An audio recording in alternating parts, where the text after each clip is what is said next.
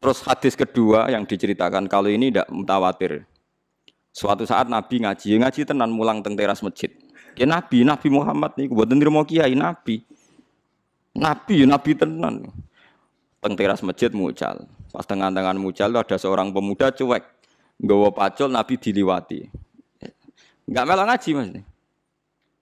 Terus ada sahabat yang ekstrim ngomentari, sial betul pemuda itu, ada Rasulullah ngaji, dia lewat saja enggak berhenti ngaji. Celaka dia itu.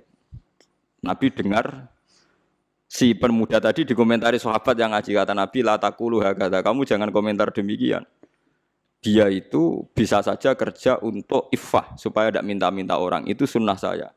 Atau kerja untuk keluarganya, untuk ibunya, itu juga sunnah saya. Dan Allah mencintai orang mukmin yang kerja. Faham ya maksud?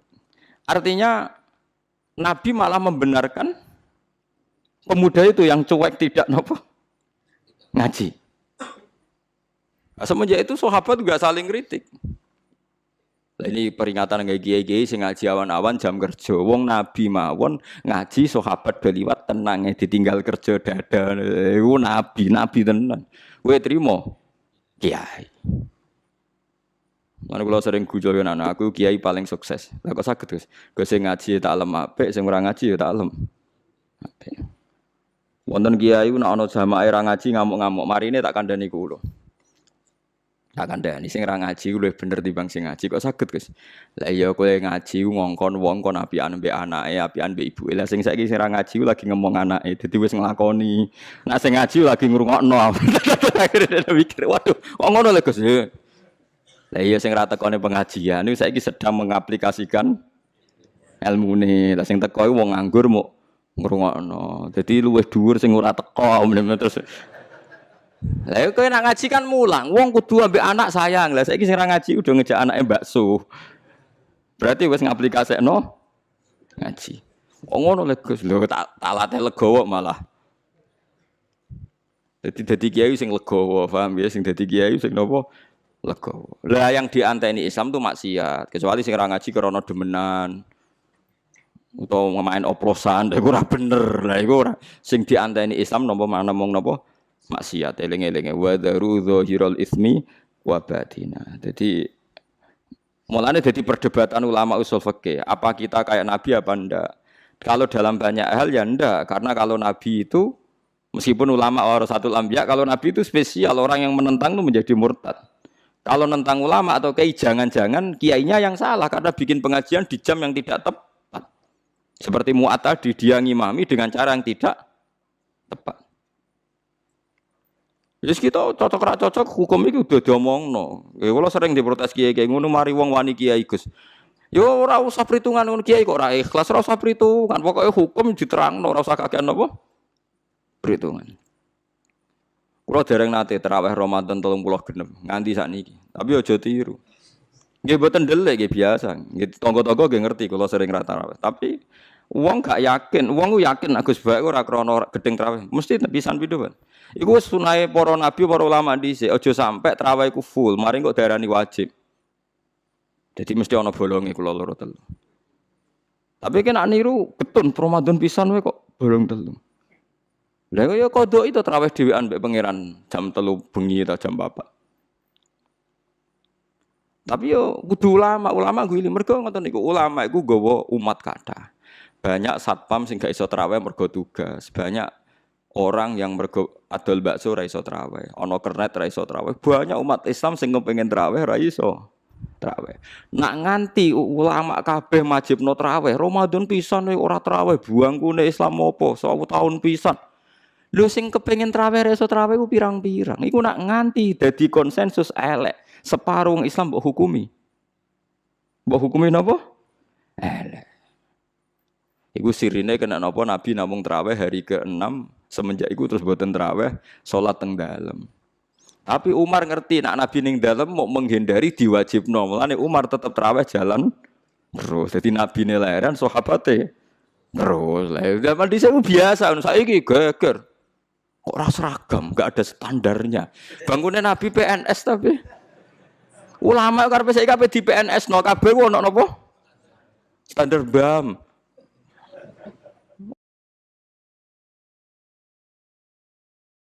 Kabeh riwayat hadis sahih sepakat Nabi sholat pas Ramadan itu hanya hari ke-6, baru ndelik. Terus Sayyidah Aisyah ngomentari sesungguhnya Rasulullah itu mencintai amal itu, tapi beliau meninggalkan karena takut dianggap fardu, dianggap wajib. Paham sih kalau maksudnya. Terus ini ki peringatan ki kula jenengan, jogeman gawe ukuran pribadi. Nggih gawe ukuran apa? Pribadi. Mulane dawuh hikam wong iku ngukumi iku mergo kliru nafsune. Mulane cara hikam kowe tumuk kitab hikam ngritik wong medhit mboten enten. Sak huruf ora tau wong medhit disalahno ning hikam. Mergo cara ilmu tasawuf medhit iku ora ono. Sing ana iku tomak. Kowe iso ngukumi medhit wong sing ora tomak. Misale kula mbek Ruhin gak tomak blas terus Ruhin gak ngekeki kula ora tak hukumi medhit. Mergo kula ora duwe tomak. Dadi kowe ngukumi wong liya medhit iku ngenteni kowe ngukumi tomak. Berhubung tomak kecewa darani medhit. Nah kira ada kepentingan kan orang bocah wayu melete sombong. Kowe ra ada kepentingan seneng kan gak darani sombong. Barang kowe kepengin untuk perhatian ra nakoki kowe, wah sombong, roh aku ra takok. Lah kira ada kepentingan. Kowe wong ayu-ayu ning Jakarta kira kenal lalu lalang liwat ra takok kan gak masalah. Karena Anda tidak punya kepentingan. Mulane cara tasawuf sing ngerusak hukum iku nafsu, termasuk ngukumi wong liya medhit ya mergo dhe nafsu. Toma, ana cahayu mbak arani sombong, mergo mbak lamar ra gelem terus kowe darani sombong. Padahal cara pangeran bener cahayu iku untuk kowe musibah kan. Itu kan. Nah begitu juga kiai. Sebetulnya kiai iso mlebu swarga mau santri sitok. Mulang santri sitok ikhlas swarga, ngimami jamaah sitok swarga ikhlas. Terus duwe tomak. Tak rewangi awan-awan maro masjid, jebule makmumku mau telu. Iku malaikat yo janggal, wong 13 dadekne swarga kok butuh telung soft. Akhirnya uring-uringan kan. Desa kene yo apa ora makmur masjid neraka kabeh. Yo kiyene neraka pisan wong barang ra wajib kok diwajib-wajibno. Wis keben ora jamaah Allah. Wong trimo fardhu kifayah. Supaya ana loro telu ngrameni masjid bengak-bengok ning speaker wis apik. Pokoke ana siare. Mulane Abdul Qasim Al-Junaidi ditakoki wonten tiyang tengah-tengah kerja. Nak jamaah diamuk majikane, nak ora jamaah kehilangan fadilah jamaah. Jare Abdul Qasim Al-Junaidi sholamun faridan, salat dhewean nek sementing iso nafkahi bojone. Ketika ditanya, bukankah jamaah itu fardhu kifayah gini-gini? Aja sampai gara-gara jamaah kehilangan nafkah engko wong nyalahno salat. Orang bisa dibalik kan. Jangan sampai sholat itu jadi tersangka. Nah, misalnya kira iso mergawe pas ngedaro roti, bu mergawe gara-gara jamaah ra iso kerja, terus bojo ngamuk, gara-gara jamaah. Jadi jamaah tersangka kan. Jadi kita ini bisa dibolak-balik. Apa nyelametno jamaah, apa nyalametno pekerjaan? Ya pekerjaan. Ya tapi ngono iku ora usah dadi hukum, nek dadi hukum kok wong kerja kabeh ora jamaah. Nah, tapi nak jamaah kabeh ora kerja, semua wong lelaki penganggur dalie. Maaf Dek ya, ini demi syariat Islam sehingga saya tidak perlu. Yo repot. Lah iku pentingnya ulama. Ulama itu yang tahu betul ahwalu Rasulillah, anwa utahawuli Rasulillah. Jadi kabeh sing dadi variasine prilakune Nabi ku dia tahu, punya memori. Masyhur kan Nabi ngendikan aku sholat asik. Dawe Nabi aku masuk sholat terus asik. Kepengen fautiluha, aku kepengen dawakno salat. Fa asma'u buka as-sobi, terus saya mendengar nangisé cah cilik. Fa atajawwazu fi sholati, terus salatku tak cepetno. Mergo aku sakake nak sebagian makmume itu ibunya anak kecil itu. Terus Nabi gawe kaidah idza amma ahadukum falyukhaffif, wong nak dadi imam salat iku kudu cepet. Fa inna fihim ad-dhaif badal hajat, karena di antara mereka ada orang lemah badal hajat yang punya urusan. Misalnya supir bis leren kepengen makmum mergo ana jamaah, imame wengkek macane sawi. Penumpangnya ora misoh. Wah kada. Jadi soal wis pokoke ngadul kula lah, pokoke nak hukum ora iso sampe individu. Lah nak kepen salat khusyuk dhewean sing suwi ya dhewean ning omah. Ekspresekno ning salat sunat iku nek ape salat sunat ya jam 10 bengi nganti subuh sak karep-karepmu. Ternyata tenan kan, pas dhewean ra kelar suwi, pas makmum akeh suwi.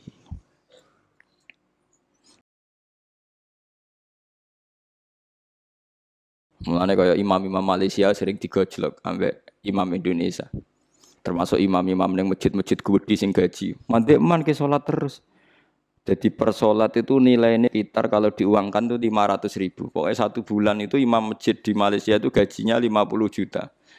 Terus nak sing tukang adzan ku piro. Terus sekarang ketemu Kiai Indonesia digojok. Mandek man ke sholat terus. Perkara tiap sholat itu digaji. Malah repot kena nganti pangeran pirsa sholatem iku perkara digaji. Utawa pirsa sholatem perkara makmume akeh. Nak rapati akeh makmum. Ora pati sholat. Dan iki bedane nabi mbek liyane nabi. Dadi eling-eling nggih. Nak nabi ku mesti bener ya. Mulane sing nentang mesti salah. Tapi nak kita sekalipun kiai ulama ana kemungkinan kita yang salah. Buktine kaya kasus Mu'ad tadi, yang disalahno malah sinten? Mu'ad. Terus kalau wau sahabat sing cuek ambek nabi pas ngaji, sing disalahno nabi justru sing ngomentari elek. Nabi membela pemuda itu.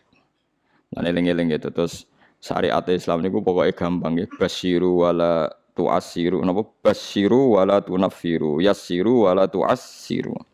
Jadi pokoknya syariat Islam sing gampang, sing ora dadekno wong bosen. Sing nyenengno, sing ora dadekno wong gething.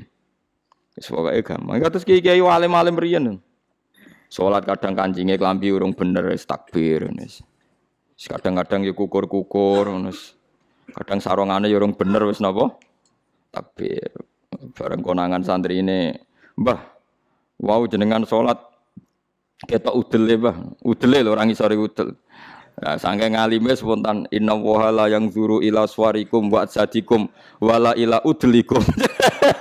Walakin yang zuru ila qulubikum. Oh, ora ndelok klambi, ora ndelok pakaian sing didelok iku ati. Adekne saking mangkle bela awake wala ila udlikum. Wong badune wis kadung ketok napa? Jangan-jangan kono anak sholat tak parah. Kalau riyen sering makmum kiai-kiai sing lugu-lugu ngoten urung dikancingno ya takbir. Nak sholat wis ora doyani wis gak meyakinkan carane sholat. Salate mboten napa? Meyakinkan. Ya tapi tiange ikhlas. Timbang semeyakinkan tapi mboten napa? Ikhlas. Awang mboten delok penampilan tapi delok napa? Ikhlas. Pemene nak fasae mergo order. Oh, semalah. Dieling-eling gitu. Terus kita niku kudu ngaji mbek ulama. Dadi aja sampai barang ora wajib ku dianggap napa? Wajib. Mulane masyhur. Imam Syafi'i nek ana salat jenazah kok sing teko akeh, ndekne ra teko. Angger takoki kok mboten teko, sing teko wis akeh. Nek wong ra teko ndekne teko. Wae ndekne pantangan ana barang ora wajib kok dikira napa? Wajib. Dadi iku tugase ulama. Kok nek mboten ngoten nggih sakake. Misale traweh ku kabeh kiai ulama komentar betapa pentingnya traweh.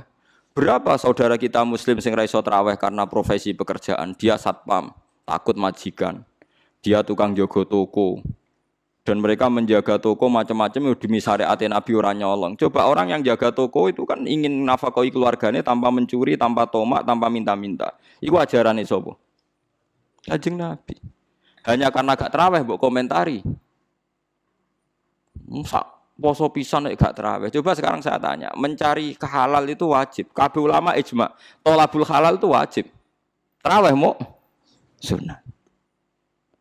Makanya ulama harus punya nyali, kadang-kadang gak tarawih. Tapi aja delik lho biasa. Tapi aja syariatno. Lah nek ora tarawih berarti kayak ngaku ulama. Sombong berarti, Pak. Mulane tarawih wae ben gak ngaku. Tapi ulama harus begitu. Wani nglodangi sitok gak delik. Ya ayo wae traweh malah rokokan ya aja rokokan maksudnya aku ben pantes ya. Ora usah traweh tapi ora usah napa. Ya tapi nek cara kula nggih niku wae. Kalau itu terlalu ekstrim ya tetap traweh tapi tunjukkan pada mereka yang sedang ndak traweh bahwa itu ndak apa-apa. Nggih bahwa itu tidak napa apa-apa. Jadi wa ing niki hadis teng Muslim nggih ngrungokno kita iki ngeten. Dawuh Sayyidah Aisyah wa in kana Rasulullah la karena Rasulullah la yuhibbul amal wa huwa yada'uhu ma khafata ayyufrada alaihim. Saya bersaksi kata Sayyidah Aisyah, Nabi itu sangat mencintai amal itu, tapi beliau harus meninggalkan karena takut dianggap wajib. Jadi Nabi pokoke ngamal. Itu Nabi tersiksa betul. Kalau roh tenan nggih tenggene riwayat niki rungokno tenan nggih. Suatu saat Nabi itu masuk Ka'bah, nggih Ka'bah sing kondang sing keramat ya. Masuk Ka'bah beliau itu senang sekali masuk Ka'bah. Senang sekali, sangat senang habis haji karena lama sekali Ka'bah dikuasai orang musyrik. Terus ketika beliau menguasai Ka'bah, kunci diminta dari Utsman bin Tolhah Al-Hajabi itu. Diminta Ali terus dibukakan. Terus Nabi asik sekali, happy sekali beliau masuk Ka'bah. Ditemani Bilal terus sholat di depan Ka'bah. Sholat di dalam Ka'bah. Corong Jawa kaul, saking kaulnya Nabi ku sholat di jero napa? Kita ceria gitu, kita asik. Tapi setelah keluar dari Ka'bah, Nabi kelihatan tersiksa, hazinan, kelihatan tersiksa sekali. Ya aluhul Ka'bah, kelihatan tersiksa sekali. Terus ditanya sama Aisyah, ya Rasulullah saat tadi melihat engkau begitu ceria, begitu happy, mau masuk Ka'bah. Setelah keluar dari Ka'bah, kenapa engkau kecewa? Kenapa engkau kelihatan sedih? Ya Aisyah, saya ini getun, aku itu getun mau sholat mlebu Ka'bah. Nak nganti umatku nganggep iku sunat utawa penting, terus maksa mlebu Ka'bah rak repot. Piye iki jajal? Mulane kabeh ulama akhirnya ada banyak ulama mengatakan mlebu Ka'bah gak sunat. Mergo Nabi getun. Lho ya ono ulama sebenarnya ayo guys. Ayo delok ning takbir kitab sing gede-gede mlebu salat jero Ka'bah gak sunat. Mergo Nabi getun. Saiki dienggo kebanggaan pejabat-pejabat iso salat jero Ka'bah. Tetep ae tangkep KPK. Kalau seneng ngoten niku ben gak melete. Musuhane mlebu Ka'bah mergo pejabat ae tetep mulai tangkep apa?